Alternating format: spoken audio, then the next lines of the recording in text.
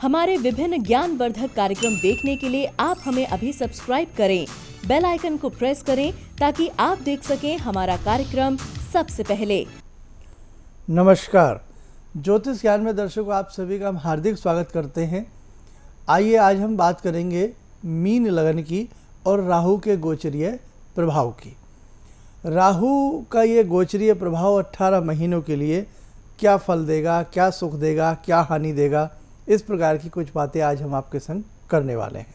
देखिएगा, राहु एक राशि में 18 महीने के लिए बैठते हैं, जो कि 7 मार्च 2019 से कर्क राशि से निकल करके मिथुन राशि में प्रवेश कर गए हैं।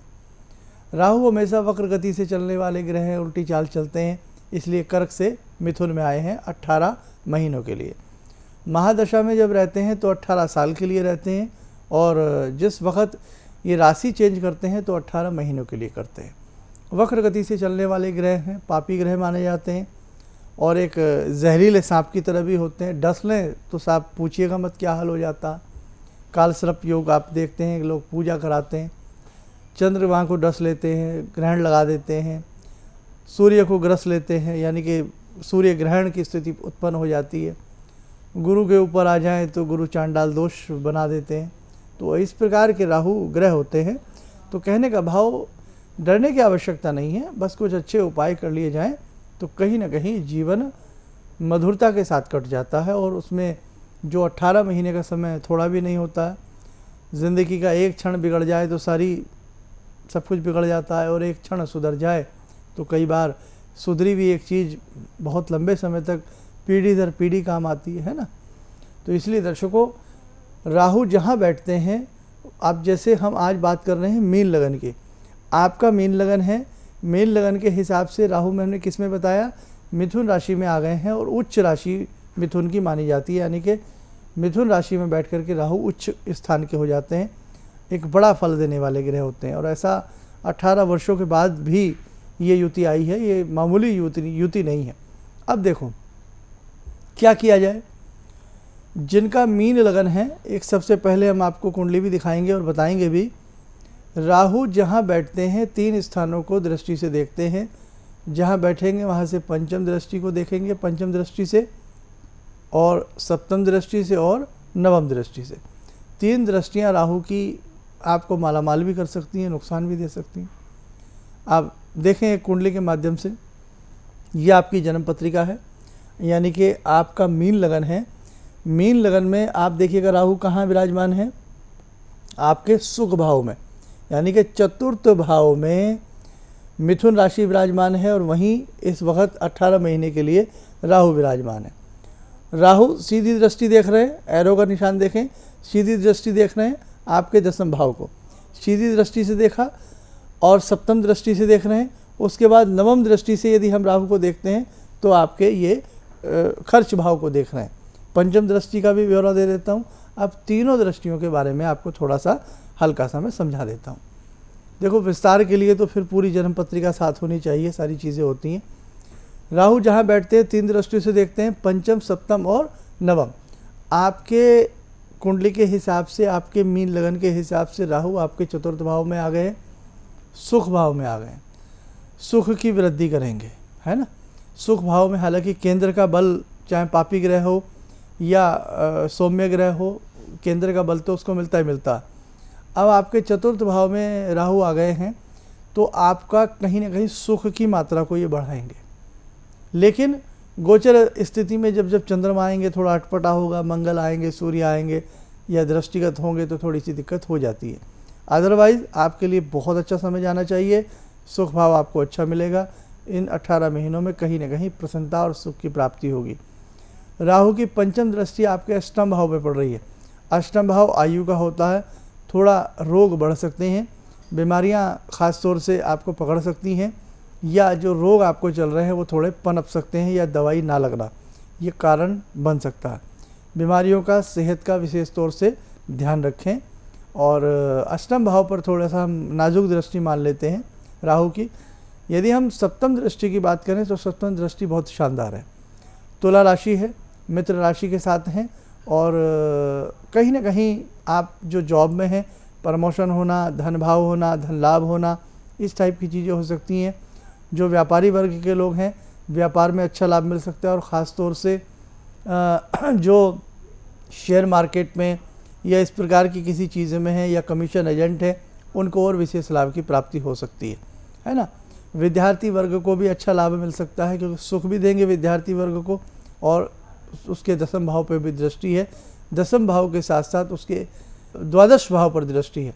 तो द्वादश भाव थोड़ा सा खर्च का होता है, तो आपको ये धन भी देंगे, पैकेज भी बढ़ाएंगे, पैसा भी बढ़ाएंगे, लेकिन खर्च की मात्रा को भी बढ़ाने वाले ग्रह हैं। लेकिन दसम भाव, जिनको जॉब नहीं मिल रही है, उनके लिए बड़ा अच्छा है। ख़ास तौर से मीन लगन की बात कर रहा हूँ मैं। मीन लगन वाले जातक अगर जॉब का इंतज़ार कर रहे थे, तो आपके इन 18 महीनों में अच्छी जॉब लगने के चांस हैं, अच्छा प्रमोशन होने के चांस है। क्यों? क्योंकि वहीं पर अगर हम ध्यान से देखें तो धनु राशि विराजमान है दसम भाव में, और धनु राशि में इस वक्त शनि भी विराजमान है, और केतु भी 18 महीने के लिए विराजमान है। इसलिए हम केतु के अलग से उपाय नहीं बताना चाहते, क्योंकि राहु और केतु का मिश्रण उपायों का एक सही होता है, और एक सही उनकी दृष्टि का परिणाम होता है करीब करीब। क्योंकि राहु का ही एक भाग केतु है, एक भाग राहु है। राहु एक छाया ग्रह है, ये स्वतंत्र ग्रह नहीं है, ये छाया ग्रह है। अब तीनों दृष्टियों को यदि हम तोलते हैं, तो खर्च भाव में, जहाँ 12वें भाव में इनकी दृष्टि पड़ रही है, खर्च की मात्रा को थोड़ा सा बढ़ा सकते हैं। इसलिए आप थोड़ा सा ध्यान से, समझदारी से पैसे को खर्च करें, और विद्यार्थी पैसा नहीं, विद्यार्थी समय को देख करके खर्च करें।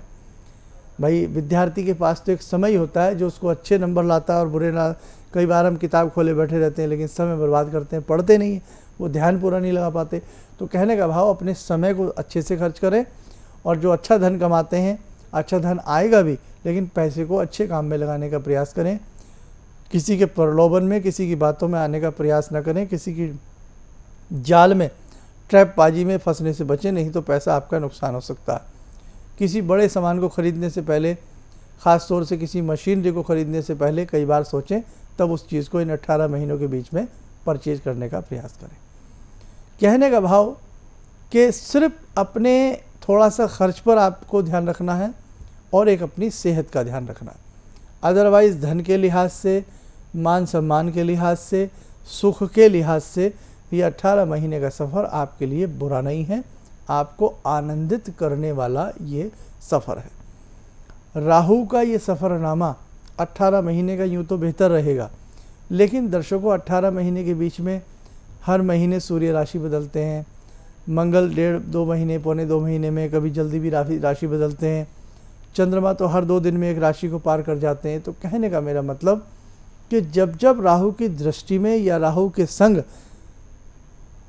अशुभ ग्रह या उनके मतलब मित्र ग्रह ना आए, शत्रु ग्रह आए, तो जो फलित है, जो पॉजिटिव फलित है, वो कई बार नेगेटिव रोल भी अदा कर देता है। इसलिए पूरी डिटेल के लिए किसी मर्मज्ञ को अपनी कुंडली जरूर दिखा लें। लेकिन हाँ, जो भय आपके मन में था कि राहु हमें उल्टा ना टांग दें, हमारे साथ ऐसा ना कर दें, हमारे साथ वैसा ना कर दें, तो भैया ये ऐसी डरने की बात नहीं। अब इसके उपाय हैं, उपाय हम आपको बता देते हैं क्या क्या आपको राहु के भय से बचने के लिए करना है, और राहु के इस 18 महीनों को खूबसूरत बनाने के लिए आपको क्या विशेष उपाय करने हैं। आइए मैं आपको बता देता हूँ, आप जान लें। देखो, सबसे पहली बात, हमने हर राशि, हर लगन के लिए कहा, दुर्गा कवच का पाठ आप प्रतिदिन पढ़ें और मन से पढ़ें, आपको बहुत अच्छा लाभ मिलेगा। दुर्गा कवच आपके लिए अनिवार्य है। जिनका मीन लगन वाले जातक हैं, दुर्गा कवच आपको प्रतिदिन पढ़ना चाहिए। भगवती के 108 नाम आपको प्रतिदिन पढ़ने चाहिए। कुत्ते को दूध पिलाएं या बिस्किट दें, शनिवार के दिन बहुत शुभता रहेगी। यदि रोज़ आप दुर्गा कवच नहीं पढ़ सकते हैं, तो कम से कम शनिवार की सुबह आप दुर्गा कवच पढ़ लें, और शाम को आप राहु का बीजात्मक मंत्र पढ़ लें। केवल 11 शनिवार या 7 शनिवार या 16 शनिवार कर लें। ओम भ्राम भ्रीम भ्रौम से राहे वे नमः। इससे आपको उपयुक्त फल की प्राप्ति अवश्य होगी। तो दर्शकों, एक बात आपको फिर बताएं, हम दुर्गा कवच भी यदि आप अकेला पढ़ते रहते हैं, आपको शुभता रहेगी, अशुभ समय आपका निकल जाएगा। जो पढ़ नहीं पाते हैं वो केवल सुन लें। भगवती के 108 नाम हों, भगवती के और बहुत सारी पूजाएं हों, या सिद्ध गुंजी का स्तोत्र हो, ये सब कुछ हमने YouTube पर आपके लिए अपलोड किया हुआ है। आप हमारे ही YouTube चैनल से ये सारी चीज़ें अच्छे से डाउनलोड भी कर सकते हो, देख भी सकते हो। और इस टाइप की जो भी और बहुत सारी बातें भविष्य में हम आपको बताएंगे, वो आप सुनते रहें। जिन्होंने अब तक हमें सब्सक्राइब ना किया हो तो कृपया आप हमें सब्सक्राइब ज़रूर करें, क्योंकि जीवन है, पग पग पे हमें अच्छी बातें चाहिए, पग पग पे हमें सुझाव चाहिए, तो उस सब के लिए आपके पास नोटिफिकेशन आता रहेगा। इसलिए जो बेल बनी होती है, बेल को भी दबाएं ताकि आपके पास प्रतिदिन नोटिफिकेशन आए, नई नई वीडियोस जो हम बनाते हैं आपको उसका पता लगता रहे, है ना। तो ये सब चीज़ें हैं। तो आपको इन उपायों में से जो भी सरल लगे, सबसे सरल तो यही है कि आप कुत्ते को 2 बिस्किट दे दें, चींटियों को काली सरसों, काला तिल और थोड़ा सा उसमें शक्कर मिलाकर के चींटियों को आप शनिवार के दिन डाल दें, तो राहु का प्रकोप नहीं लगता है। राहु का बीजात्मक मंत्र पढ़ना या राहु के साथ साथ भैरव की अष्टोत्तर नामावली 108 नाम भैरव जी के पढ़ना, इससे भी राहु का प्रकोप कदापि नहीं आता है। तो दर्शकों, ये सब भी आप कर सकते हैं और उम्मीद करता हूँ। और हाँ, आपको एक राशि भी बतानी होती है, हर महीने हम आपकी राशि के उपाय बताते हैं। ये हुआ लगन, फिर आपकी मीन राशि है, उसके क्या विशेष उपाय करें वो भी आप सुनना ना भूलें। इसीलिए कह रहे हैं सब्सक्राइब ज़रूर कर लेना आप लोग, ठीक है। तो उम्मीद करता हूँ जो भी आज हमने आपको बताया, थोड़ा बहुत जैसा भी हमने आपको बताया, कहीं ना कहीं इससे आपको लाभ जरूर मिलेगा और मीन लगन वाले जातक इन सब उपायों को करके लाभान्वित अवश्य होंगे। इन्हीं शब्दों के साथ हम अपनी वाणी को विराम देते हैं। नमस्कार। प्रोफेसर धर्मेंद्र शर्मा जी से समय समय पर देश के विभिन्न हिस्सों में मिल सकते हैं। 14 मार्च मुंबई, 27 मार्च लुधियाना, 4 अप्रैल लखनऊ, 17 अप्रैल पटना, 26 अप्रैल जयपुर। अन्य दिनों में शर्मा जी अधिकतर दिल्ली में रहते हैं। अपॉइंटमेंट के लिए संपर्क करें। संपर्क सूत्र 9268319743, 8130948703 और 9582248029। जिस वक्त मैं पहली बार गुरुजी से मिला, मुझे मिलते गुरुजी ने ये बताया कि आप यहाँ आए, बहुत अच्छा काम किया, नहीं तो आपको 1 महीना बाद अस्पताल में भर्ती होना पड़ता। इन्होंने जो मुझे मंत्र दिया, आज उसकी बदौलत मैं आपके सामने खड़ा हूँ। गुरुजी की बदौलत, गुरुजी ने जो मंत्र दिया, मुझे अटैक तो आया लेकिन मुझे दवाखाना जाने पड़ने की जरूरत नहीं पड़ी। हमारे विभिन्न ज्ञानवर्धक कार्यक्रम देखने के लिए आप हमें अभी सब्सक्राइब करें, बेल आइकन को प्रेस करें ताकि आप देख सकें हमारा कार्यक्रम सबसे पहले। और अधिक जानकारी के लिए फेसबुक पेज को लाइक करना न भूलें।